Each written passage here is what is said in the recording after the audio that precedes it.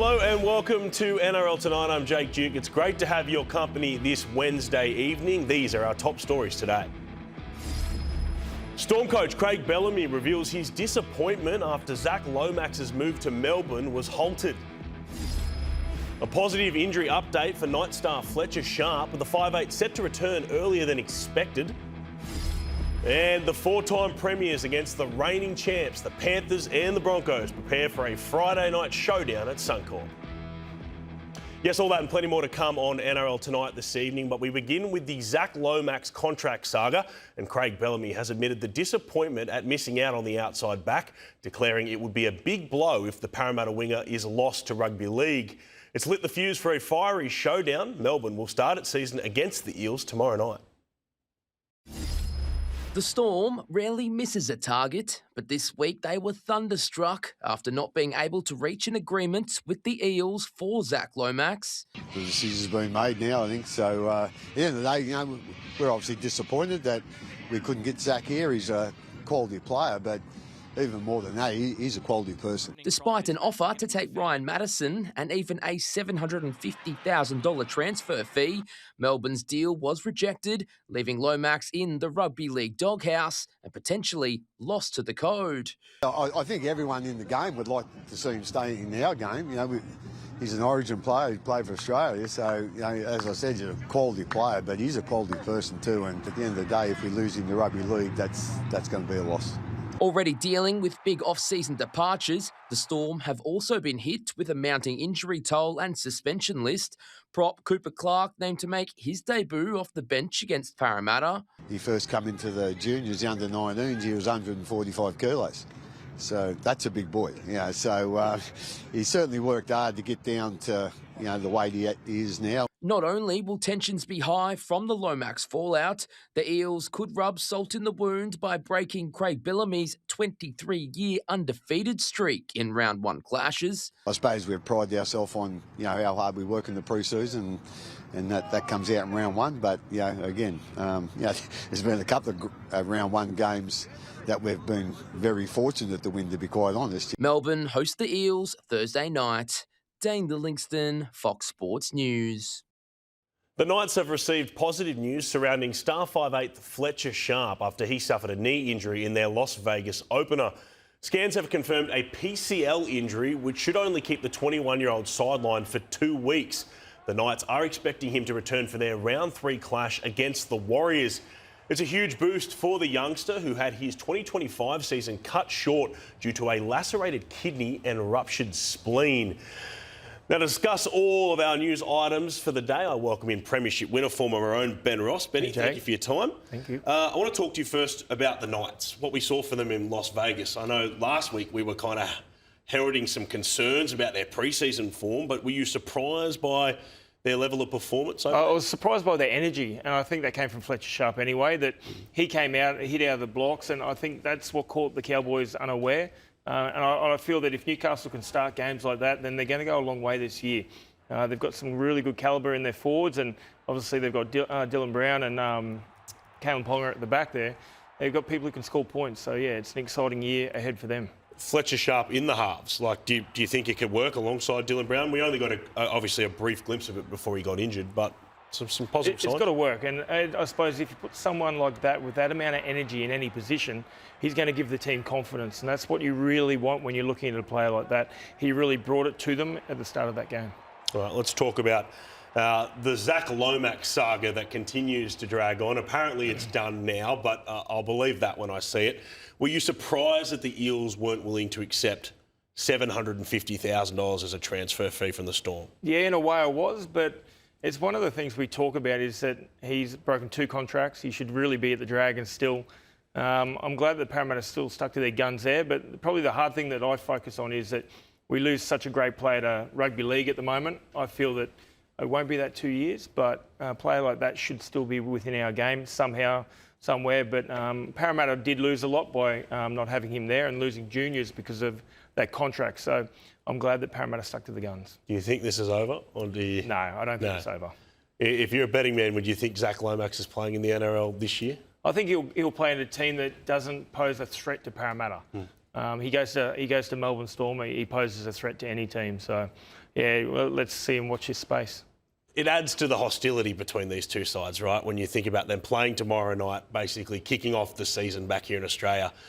People forget the 09 grand final, the Storm cheating salary cap all played into that. Riles has gone there, Jonah Pezzit's gone there. So there is this bubbling tension between these two teams. It is, and that's what I'd like to see. Is we needed a bit of spark for the NRL. I think it's been pretty quiet this off-season, and coming into this, and I really want to see a great game. I know Riles has got something to prove. Obviously, when he said he was moving to the Parramatta, that they let him go and those type of things. So looking at having a coach like that, he has something to prove against Bellamy. Well, this corresponding game last year, the Storm flogged Parramatta in Jason Riles' first game as head coach. In the 12 months since, we've seen a lot of improvement in the Eels. Do you give them a chance of ending Craig Bellamy and the Storm's run of 23 round one wins? I most definitely believe that they can. They've just got to turn up. And I know Rolesy, after having them for a year and sort of just getting the style of play that Rolesy wants in his team, this year, the off-season, I think they'll start off on fire. I think there's a bit of trouble there for Melbourne. All right, we can't wait to see that game tomorrow night on Fox League. Turning to other news now, and the Panthers admit they are hungry to return to the top of the NRL world after failing to retain their title for the first time in 4 years. Penrith will face the Broncos on Friday night, still burning from last year's prelim loss to Brisbane.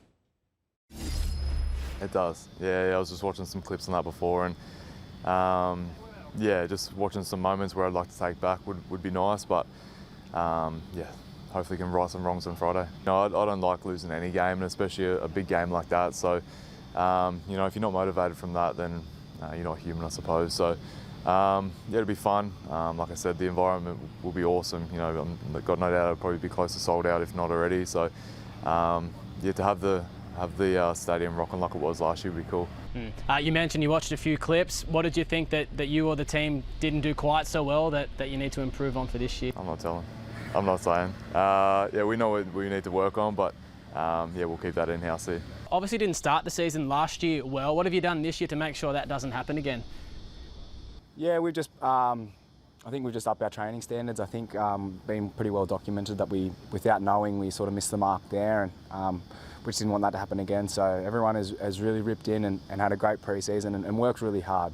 We don't know what anyone else has done. We've sort of controlled what we can control and focus on the areas we need to focus on. And hopefully that puts us in good stead to obviously start the season a bit better than we did last year. Yourself personally, towards the end of last year, how did you feel you yourself were playing? Yeah, subpar, under par, which is unfortunate. You want to sort of be hitting your straps towards the back end of the year, and I wasn't doing that, which is unfortunate. Something I'd have a look at and address and try and fix up. So hopefully that doesn't happen again. The Broncos are preparing for a fiery challenge on Friday. Let's take a listen to Brisbane star Reece Walsh reflecting on the Suncorp crowd that got behind them in that prelim final. He sat down with Fox League's Yvonne Sampson on Face to Face. Round one, you get to kick off. First Friday night footy of the year. Yeah. You've got the Panthers. Last time you saw them, it was the atmosphere at Suncorp Stadium was Origin-like. It almost felt like it was ridiculous. like a grand final proper preview. It was ridiculous. The roar of the crowd for a constant 80 minutes. To be able to go up against the Panthers on the Friday night, I know all the Bronx Nation, they're going to be there with us, riding the wave and being in every single contest with us. It's exciting. It's what we're working towards, what we're have in the back of our heads. We know what's coming. We know what they bring. They're going to want to come out there and really go after us and make a statement from that first game. And it's going to be a really good test for us to see where we're up to, and we're looking forward to it. We can't wait. Meanwhile, his teammates Gemmet Shibasaki and Ben Tolte insist there'll be no second-year syndrome from them after breakout seasons in 2025. Tolte missed out on playing in the grand final win, and he's taking that as motivation for this year. Yeah, absolutely, and I've been asked this question a few times, it does hurt, but at the same time, I'm very grateful for being in the position that I was, to even be considered even, to be in a position where I could have potentially played as well, So I just dreamt about playing one NRL game.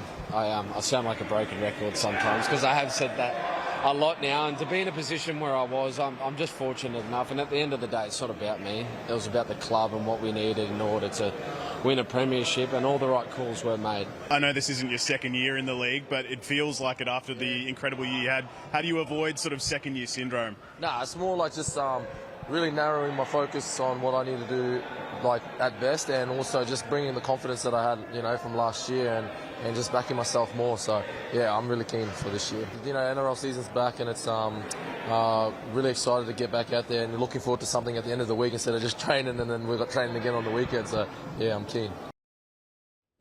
Benny, we're already hearing a lot of reports about the Broncos and, again, question marks about their training and Michael Maguire's standards. I mean, can you believe that that narrative has started, considering the fact that they're coming off a premiership? Well, you hear the old talk of Madge's style at South Sydney. So bringing it here to the Broncos, I don't think anything changes, and we need some type of substance to bring Broncos off that pedestal, I think. And knowing Madge and knowing the style of player he wants, I know that's going to be hard, and I feel that the players are going to buy into it. Because that's the thing, right? That was a criticism after the 2014 win at South.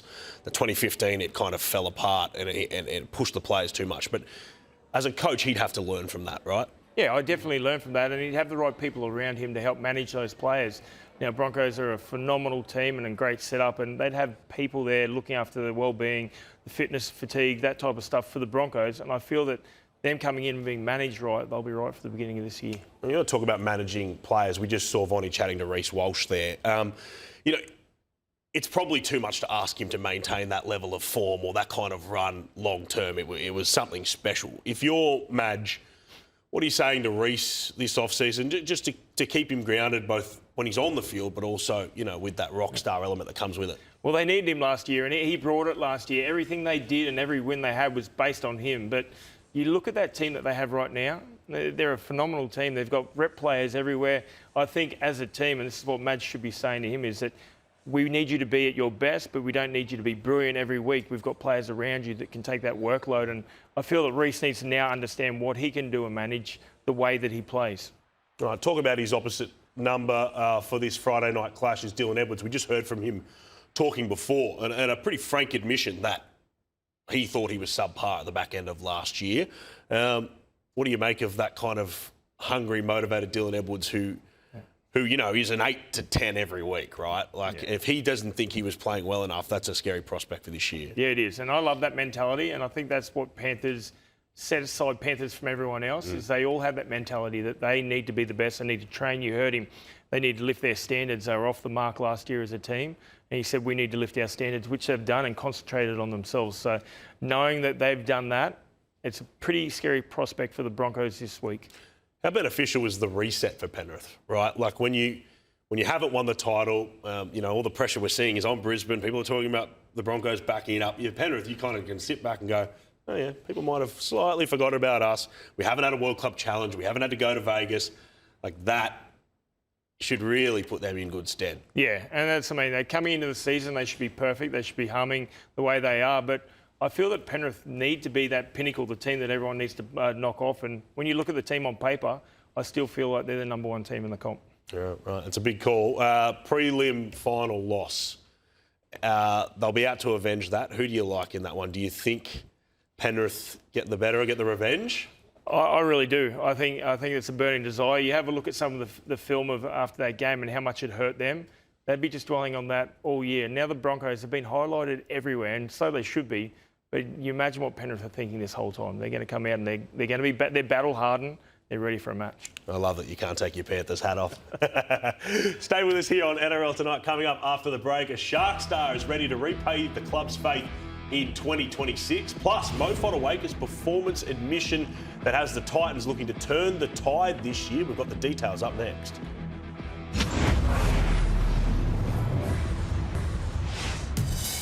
Have you reached out to Sonny Luke? Funny little stories. Because I like him. You know, you can sort of see me whispering, but it was more so a check-up on him. I was like, sorry, bro, you all good? For 15 years, you look in the mirror and you see yourself in maroon and white, and then suddenly you're the new kid on the block. Yeah. As it would be red, white, and blue. How tough was that? It's not tough. I wouldn't say it's tough. It's just you're out of your comfort zone. I was excited by the challenge of it all and getting out of my comfort zone and meeting new people and learning under a new coach. So all of those things that I wanted, I'm getting at the moment and I'm loving it. Yes, episode 1 of The Fan airs tonight on Fox League. Broncos stars reflect on that grand final performance of Reece Walsh. We hear from Daly Cherry Evans opening up about joining a new club. And Junior Bolo looks back at a memorable big hit. Also Craig Bellamy, Josh Hann, plus some unforgettable Rugby League Round 1 moments at 7:30 p.m. Eastern Daylight Time on Channel 502. Recapping our top story now, and Storm coach Craig Bellamy admits he's bitterly disappointed the club missed out on Zac Lomax. The Eels blocked his move to Melbourne, leaving his NRL career in limbo. The decision's been made now, I think. So at the end of the day, we're obviously disappointed that we couldn't get Zac here. He's a quality player, but even more than that, he's a quality person. He's a real good kid, and I thought he would have fit in here really well, but. More than anything else, we're disappointed for him, I'm not quite sure what happens now. To lose him to another code, would be disappointing. I just hope, he gets to do what he really wants to do now, but at the end of the day, if we lose him to Rugby League, that's going to be a loss. Sharks lock Jesse Colquhoun has vowed to repay the club for the loyalty it showed him during his long-term injuries. Cronulla showed faith in the 24-year-old with a 4-year contract extension, and he is eager to return the favour, starting with a strong performance against the Titans on Saturday. I've spoken about it before. The club showed me enormous loyalty through my tough times with injuries, and I just want to repay them at the end of the day. So, yeah, I guess I feel excited, at another opportunity in a new year to take advantage of it. And again, I'm just going to try and play my game and do what's best for the team. Obviously, Cam is still here, involved in the club. What's he sort of told you about, stepping up into that role? Yeah, he's just told me just to be myself, and what works well for me benefits the team, and not to overthink it. So he's been really good in that aspect. Just on that, obviously there's been a few changes to the leadership side of things, like stepping up. I guess what have you seen from him and sort of taking that role and making it his own a little bit? Yeah, he's obviously we've had a few good leaders here over the last few years. We've had Wade O'Dale, Cam, and Blake really stepped up last year when the team and the club needed him to, and he's sort of built his leadership style. He was already a leader before he was captain anyway. The way he goes about his business, he's like I touched on previously, he's the smallest guy in our pack, but probably our leader anyway. So just to see him evolve his leadership skills through his voice, not just his actions, has been really, really cool to see. So everyone loves him here and respects him here, and I'm sure he's going to have a good year leading us as well. And obviously whenever Cam gets back, he's going to be a very welcome addition as well. So we're looking forward to that. Gold Coast Titans prop Mo Fotuaika admits he's been average across the last couple of NRL seasons and wants to get back to his best. The 26-year-old was dropped by Queensland for last year's Origin decider after playing 11 games for the Maroons, but he feels rejuvenated under new coach Josh Hann. Yeah, for me, I want to get back to my standard of footy. My last 2 seasons, I feel like it's not been up to my standard. It hasn't been disappointing, but just been average for myself. And for me this season, I just really want to get back to my standard of footy, and I know what that looks like, and I know what I have to do to get there. Fotuaika says he'd love to represent Tonga at the end-of-year World Cup. He's been named to start at prop for the Titans this weekend. Benny, let's talk about that game. Your Sharks up against the Titans. No Jaden Campbell, ruled out with a hamstring twinge. They reckon he'll be out for round 2. That makes it a difficult prospect. He is one of their X factors. Yeah, but you've got Lockie Ilias coming in.